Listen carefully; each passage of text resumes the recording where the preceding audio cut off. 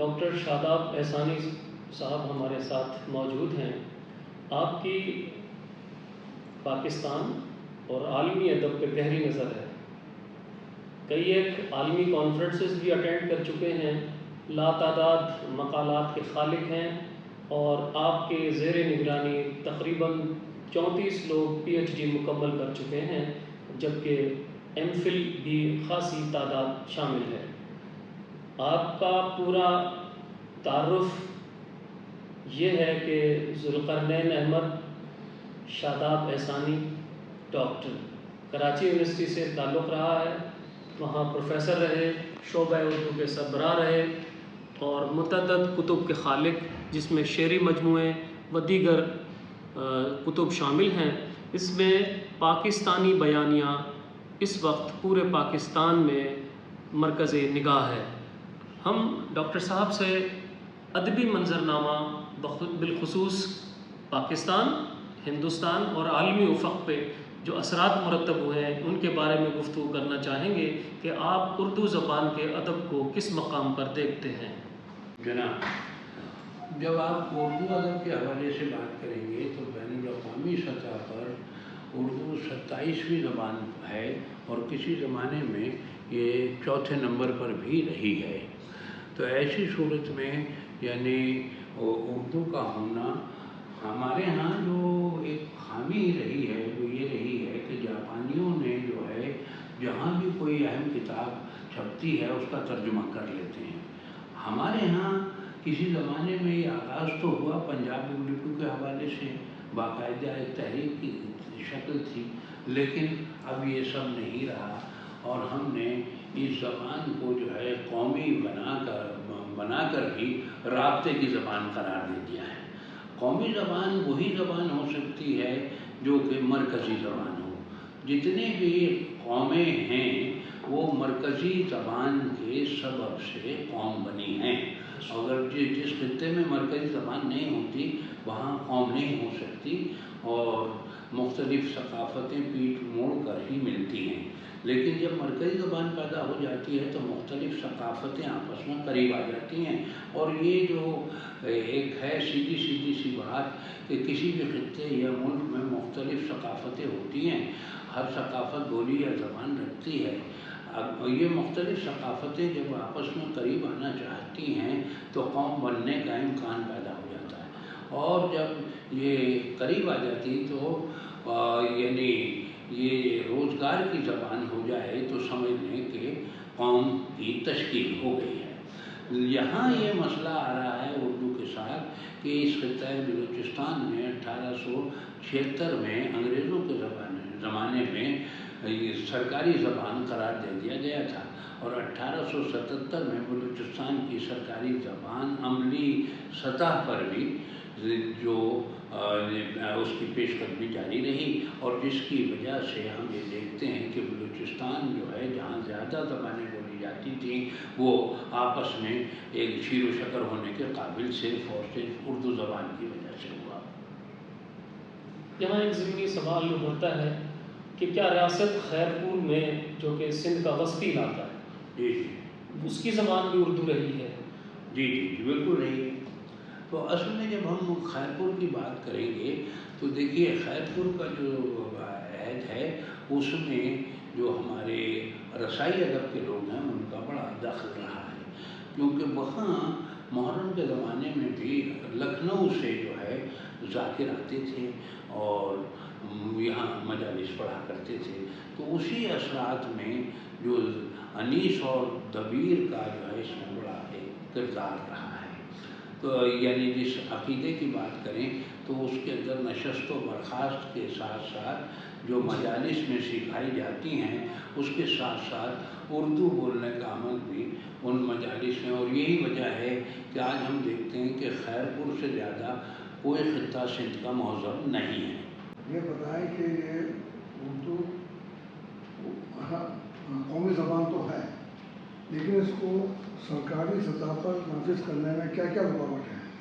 اس میں اصل میں اشرافیہ رکاوٹ ہے، بنیادی طور پر جو سچائی تو یہی ہے، اور وہ رکاوٹ یوں ہے کہ اگر یہ زبان سرکاری ہو جائے اور تعلیم کی زبان بھی ہو جائے है, जैसा कि 1825 में हुई थी, तो उसमें एक रिपोर्ट गई इंग्लैंड में कि साहब जो मकामी सतह पर बच्चे तालीम हासिल कर रहे हैं उर्दू में, वो इंग्लैंड के बच्चों से ज़्यादा ज़हीन और लायक फायक हैं। उसके फ़ौरन बाद ही ये जो लॉर्ड मैकाले को भेजा गया, वो 1834 में आया और वाकई उस बात की सदाकत नज़र आई उसे, तो उसने फ़ौरन अंग्रेज़ी इम्प्लीमेंट करने की बात कर दी और 1835 में अंग्रेज़ी को नाफिज करके वो चला गया। तो ये सूरत हाल, और फिर उसमें भी एक तखसीस ये रखी गई कि यहाँ के बच्चे जो हैं 32.5 पर पास, यानी 33 नंबर पर पास हो रहे थे 33 पर, और वहाँ के बच्चे 50 नंबर पर पास हो रहे थे। तो यानी उन्होंने अपने लिए मेयारात कुछ और रख दिया, आपके लिए कुछ और रख दिए। और उसकी वजह मैं बताऊँ आपको, विक्टोरिया के मतलब विक्टोरिया के ज़माने में सबसे ज़्यादा प्रोटोकॉल रखा गया, यानी अंग्रेज़ के सामने कोई कुर्सी पे नहीं बैठ सकता था, और जिसको ये ओहदा बख्श दिया जाता था कुर्सी नशीन का या सफ़ेद पोश का, उसे साल में 2 जोड़े भी मिलते थे, वो उनके सामने गुफ्तगू कर सकता था, वरना नहीं। तो अब ऐसी सूरत में जो इंग्लैंड डेवलप हुआ, तो वो 4 निकात पर डेवलप हुआ, और ज़माना भी विक्टोरिया का ही है। नो प्रोटोकॉल, मालूम हुआ रूल ऑफ लॉ, और सिस्टम ऑफ डेमोक्रेसी, ये सिस्टम ऑफ गवर्नमेंट यानी डेमोक्रेसी, और आखिरी जो उनका नुक्ता था कि साहब लीडर कैसा होना चाहिए। तो अब हमारे यहाँ तो कदम कदम पर ये जो प्रोटोकॉल है, और इन्हें ख़तरा ये है कि अगर ये निज़ाम तालीम उर्दू में हो जाए तो अब आप देखें कि वो निज़ाम तालीम का भी ख़ात्मा कर दिया गया। अब हमारे यहाँ से इंग्लैंड जो है वो यानी कितने यानी पाउंड कमा के ले जा रहा है ए और ओ लेवल के ज़रिए, और उसने बजट में उन फीसिस को शामिल कर लिया आपने। तो अब ऐसी सूरत में हम जो लोग हैं और नीचे होते जा रहे हैं, यानी हमारा जो पॉवर्टी लाइन है वो भी गिर रहा है। तो इसका मतलब ये हुआ कि ये चीज़ें आगे कैसे बढ़ रही हैं, तो ये अशराफिया का मामला है। अशराफिया कौम नहीं बनने देना चाहता है और ना खुद कौम बनने की तरफ है। अगर वो कौम बन जाएगा तो फिर रूल ऑफ लॉ नाफिज होने में कौन सी रुकावट रह जाएगी। और 1860 का जो आइन है इंडियन पैनल कोड, वो मारूजी हालात के हवाले से उसकी फिर जो है रिव्यू होगा, और जब उसका रिव्यू होगा तो उसमें वो सारी शर्तें जो हैं वो निकाल दी जाएंगी जो प्रोटोकॉल से जुड़ी हुई हैं और आम आदमी को ज़िंदा रहने की इजाज़त नहीं देता। डॉक्टर जमील जालवी साहब ने पाकिस्तानी कल्चर के हवाले से किताब लिखी है, मुझे मालूम है। तो अच्छा, उस पाकिस्तानी कल्चर में आप उर्दू को कहाँ देख रहे हैं? असल में देखिए बात इतनी सी है कि एक आदमी आता है, हेड मास्टर होता है, और पहले टीचर होता है, फिर हेड मास्टर होता है, और अपना कदम निकाल लेता है। तो मेरी राय यही है कि वो जो लोग हैं जो हमारे आते हैं और वो फिर अशराफिया में से जुड़ जाते हैं और ख़ुद भी अशराफिया बन जाते हैं, तो यहाँ पर एक मैकेनिज्म इस तरह का पाया जाता है। यानी अब पाकिस्तानी कल्चर में उर्दू का कोई मकाम नहीं आता। बात यह है कि अगर उर्दू को निकाल देंगे तो ये मुख्तलिफ सकाफ़तें गूंगी बहरी और अंधी हो जाएंगी, आपस में कैसे तालमेल होगा इनका। वो मरकज़ी ज़बान तो ही तालमेल किए रखती है मुख्तलिफ सकाफ़तों में। 7 ज़बानों का किस्सा है, जबकि उर्दू जो है 560 ज़बानों में नंबर बन रही है 1862 के सर्वे के मुताबिक। डॉक्टर साहब आपने फरमाया कि 560 ज़बानों में जैसे कि 25 करोड़ लोग थे, उसमें से 8 करोड़ 25 लाख जो है वो उर्दू बोलने वाले थे। बर्र-ए-सग़ीर वही है, उसका एक छोटा सा हिस्सा पाकिस्तान। अब यहाँ उर्दू बोलने वालों की तनासुब जो है मर्दमशुमारी में बहुत कम हो गया है, इसकी क्या वजह है? असल में ये जो उर्दू बोलने वाले हैं ना, ये जो टर्मिनोलॉजी है ये ख़ुद उर्दू के ख़िलाफ़ है। यानी उर्दू बोलने वाले, अरे भाई उर्दू बोलने वाले का मतलब है जो माइग्रेट होकर आगे, बस उन्हीं की ज़बान है। अगर ये उन्हीं की ज़बान होती तो ये पूरा खित्ता गूंगा और बहरा और अंधा ना होता। यानी ये फिर किस बुनियाद पर ये खित्ता जो है तालमेल रखा हुआ है, किस बुनियाद पर? देखिए ना, अब कितने % लोग हैं गुरमुखी बोलने वाले पंजाब में? नहीं है। अच्छा, फिर ये कि कौन से जो सूरत हाल थी कि साहब उर्दू ने सबको जोड़े रखा है। ये बात इस तरह समझनी चाहिए कि मालूम हुआ बलूचिस्तान का जो वज़ीर आला था अकबर बुट्टी, उसने कहा बरमला कि साहब मैं आइंदा उर्दू में बात नहीं करूँगा, लेकिन ये बात भी उसने उर्दू में कही थी। जी, अगर वो उर्दू में ना कहता तो कोई नहीं समझ पाता। तो ये तमाम सूरत हाल है इसमें। और इस सूरत हाल का जो मामला है कि ये अगर ज़बान राइज हो जाए तो नए इम्कानात पैदा हो जाएंगे। अगर ये ज़बान राइज हो जाए तो पॉवर्टी लाइन पर कारी ज़रब लगेगी। अगर ये ज़बान राइज हो जाए तो सकाफ़ती सतह पर हम एक दूसरे के करीब आ जाएंगे और ये जो तासुबात हैं ये मिट जाएंगे। अगर ये तासुबात करने वाली ज़बान होती और ये जो माइग्रेट करके आए हैं ये तासुब करने वाले लोग होते तो ये ज़बान पनपती ही नहीं। ये तो सबकी नुमाइंदगी कर रही है ना। अगर राजस्थान जा रही है तो पड़ी बोली उनका डायलेक्ट जो है इसमें आ रहा है, और अगर ये पंजाब में है तो पड़ी बोली वाला डायलेक्ट आ रहा है। और अगर भाषा के हवाले से बात करें तो बिर्ज का जो इलाका है, मथुरा के अतराफ का इलाका, वहाँ का लहजा आ रहा है। यानी अगर आप ये कहें कन्नौज की बात है, कन्नौजी लहजा आ रहा है, गुजरी आ रहा है, सारे तो लहजे इसमें आ रहे हैं। और इस बात का हमें जो है वो बता भी दिया उन्होंने, यानी अमीर खुसरो ने ग़रतुल कमाल के दिबाचे में उन्होंने लिखा कि पेशावर से राजकुमारी तक फारसी का चलन यकसा है, जबकि हिंदवी का जो लहजा है वो बदलता जाता है कदम कदम पर। तो जहाँ से जो इलाका मिलता है तो उर्दू जो है उसका डायलेक्ट अपनाती हुई चली जाती है।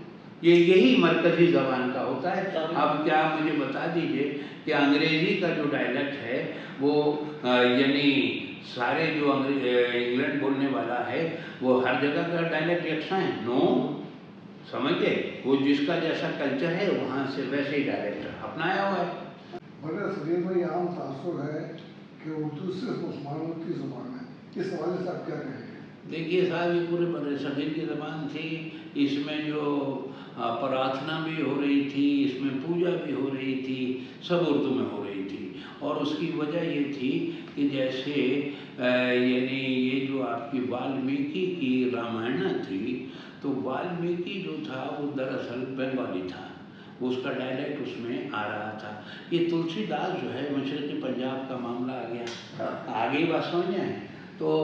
और तुलसी का जो मैं आपको शेर भी सुना दूँ कि अगर हिंदू का मामला ना होता तो वो कहता है, तुलसी तुम तो कहत हो संगत से गुण होए, तुलसी तुम तो कहत हो संगत से गुण होए, ईख में निकले राम सन रस काहे ना होए। अब ये जो ईख जो है गन्ने को कहते हैं, शुगर केन को, और उसने बड़ी कमाल बात ये कही है, यादगार से कह लें, इसको हम बदल नहीं सकते। कहने लगा कि तुलसी तुम तो कहते हो कि सोहबत असर करती है, लेकिन गन्ने के साथ जो फोक होता है, घास फूस होती है, उसमें रस क्यों नहीं होता? ये उसने सवाल उठाया। तो अब ये समझ लीजिए कि तुलसी जो है हमारी उस वक्त की उर्दू के ज़रिए जीन्स की बात कर रहा है, जेनेटिक्स की बात कर रहा है। जैसे जीन्स होंगे वो ही मुकद्दम जाना उसने जीन्स को कि उसके जैसे जीन्स थे, इसलिए फोक में जो है घास फूस में रस नहीं होता।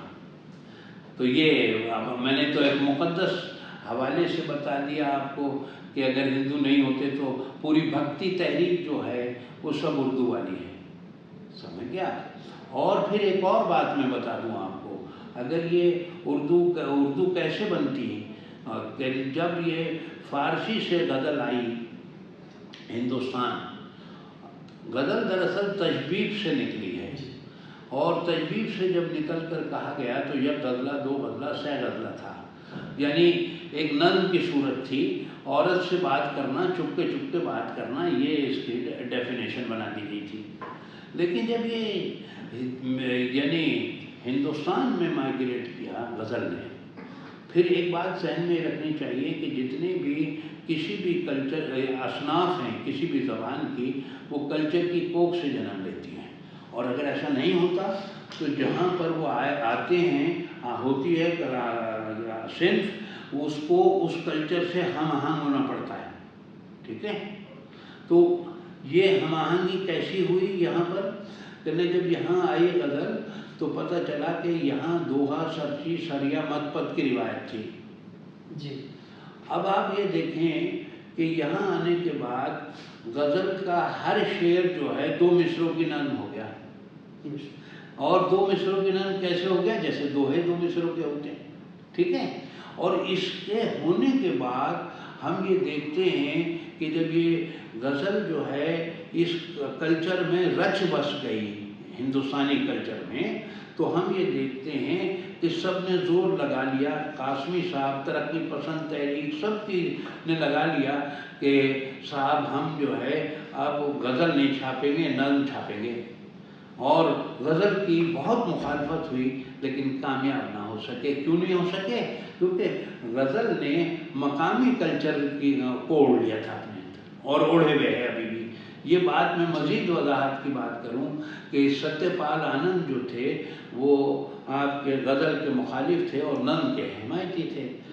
جیم خانہ میں ایک تقریب ہوئی جس کی صدارت علی صاحب کر رہے تھے، اتفاق سے مجھے بھی بولنے کا موقع ملا، تو میں نے یہ ساری مختصراً یہ بیان کرنے کے بعد جو ابھی میں نے کلچر کی کوکھ سے یہ سب بیان کیا، اور میں نے کہا بھائی ستیہ پال آنند جی، آپ کا دوہے کے بارے میں کیا خیال ہے؟ دوہا بھی تو 2 مصرے کی نظم ہے، اس کے تو آپ خلاف نہیں ہیں یار؟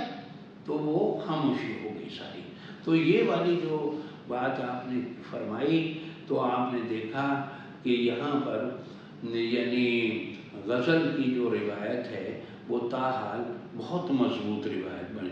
دیکھ ایون یہ کہ جو شاہ نظم کے آدمی ہیں لیکن غزل میں ہی انہوں نے شروع میں مشق کی تھی، غزل کے بغیر، اس مشق کے بغیر آپ اچھی نظم بھی نہیں لکھ سکتے ہیں۔ جیسے آپ نے ابھی فرمایا کہ دبستان دہلی داخلیت، دبستان لکھنؤ خارجیت، وہاں سے لوگ سارے ہجرت کر کے، سارے تو نہیں، جو بھی ہجرت کر کے آئے ادیب شاعر یہاں، تو دبستانوں کا دبستان کراچی تشکیل پایا، تو یہاں امتزاج ہے، داخلیت اور خارجیت، یاسیت، امید کی کرن، سب چیزیں یہاں آ رہی ہیں۔ یہاں شاعری کے امکانات کیا دیکھ رہے ہیں مستقبل میں؟ کوئی اصل میں دیکھیے یہاں پر جیسے جعفر علی خان اثر تھے، سیما بکر آبادی تھے، یہ تشکیلی دور کے شعراء تھے، یعنی یہ جو دبستان بننے کا عمل تھا۔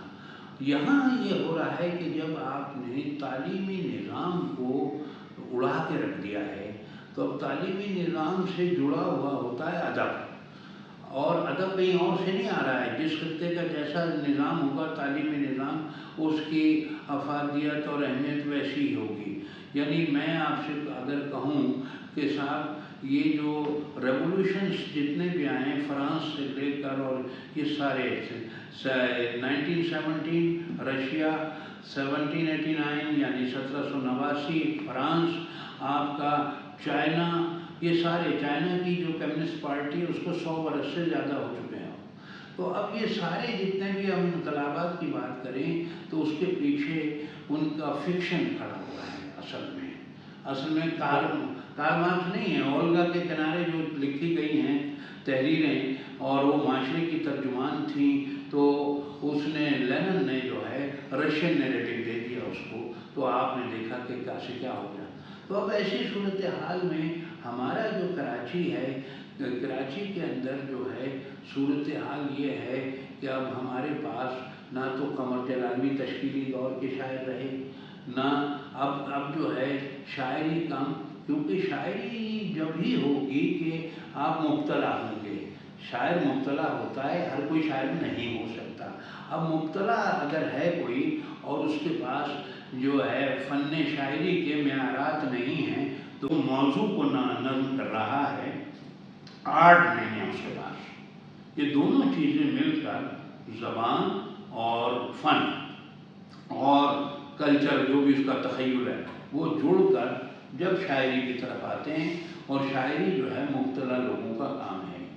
جس طرح ہم دیکھتے ہیں کہ ये जो आपका 541 वाला जो इमराउल कैस था, यानी उसका डंका बजता था, और हमारे रसूल तो उसके बाद के हैं, तो लेकिन उन्होंने भी एतराफ़ किया।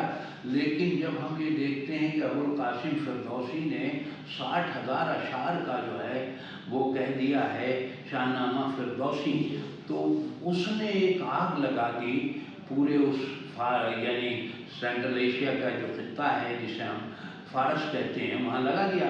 और जब आग लग गई तो उसने तशख़्ख़ुस को उभारना शुरू किया।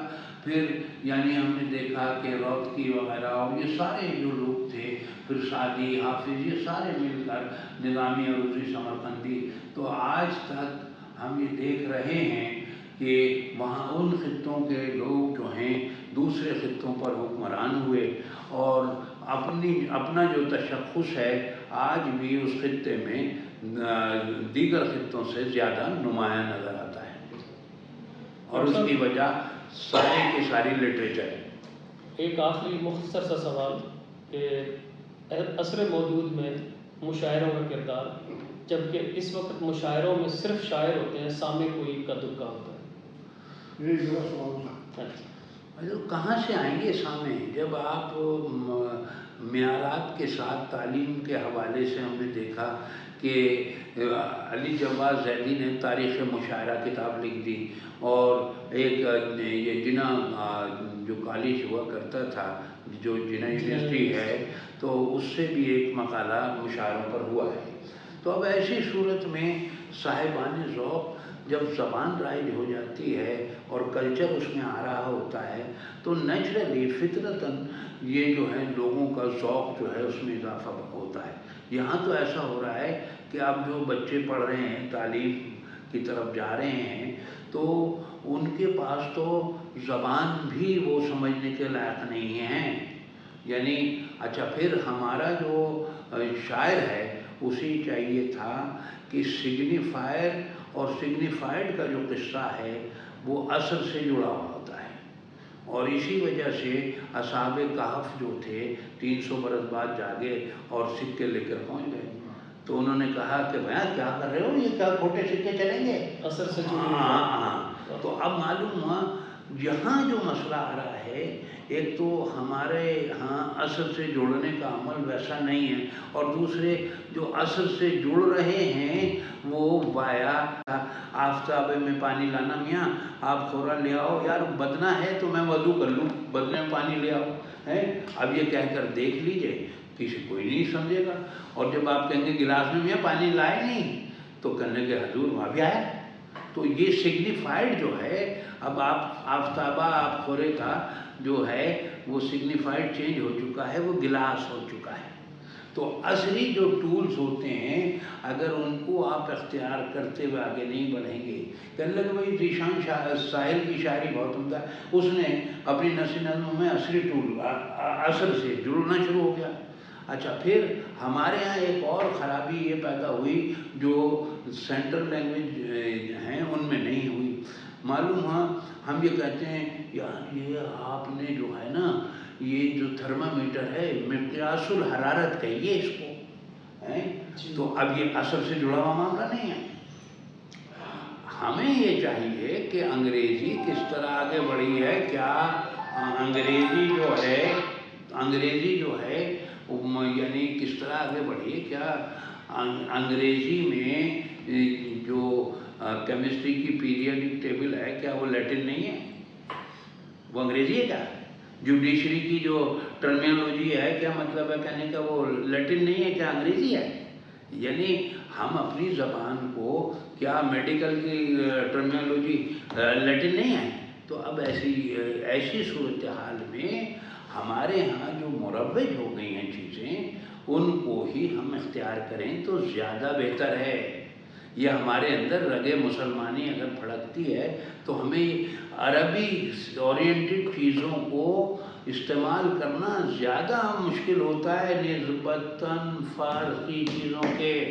क्यों होता है? वो मौरब ज़बान है, ख़ित्ता गैर मौरब है जनाब। उल्टे भी लटक जाओगे तो यहाँ अरबी राइज नहीं हो कर सकोगे। یہی بات بالکل اسی طرح کی ہے. سامی النسل زبانوں میں اگر ہم دیکھیں عربی کے حوالے سے تو عربی کے اندر کیا عبرانی الفاظ نہیں ہیں, سریانی نہیں ہیں, آرامی نہیں ہیں. تو ہم دراصل یعنی احمقوں کی جنت میں رہتے ہیں. ہمیں یہ چاہیے جو ہمارے ہاں لفظ یعنی مروج ہو جائے تو اسے نکال نہیں پھینکنا چاہیے. اب مثال کے طور پر رشید حسن خان کا املا ہے یہ, ٹھیک ہے, وہ ہر جگہ استعمال ہو رہا ہے. رشید حسن خان کے املا سے پہلے ہم اپنا املا بنا چکے تھے. اچھا, وہ کیوں بنایا جا رہا ہے رشید حسن خان کا املا؟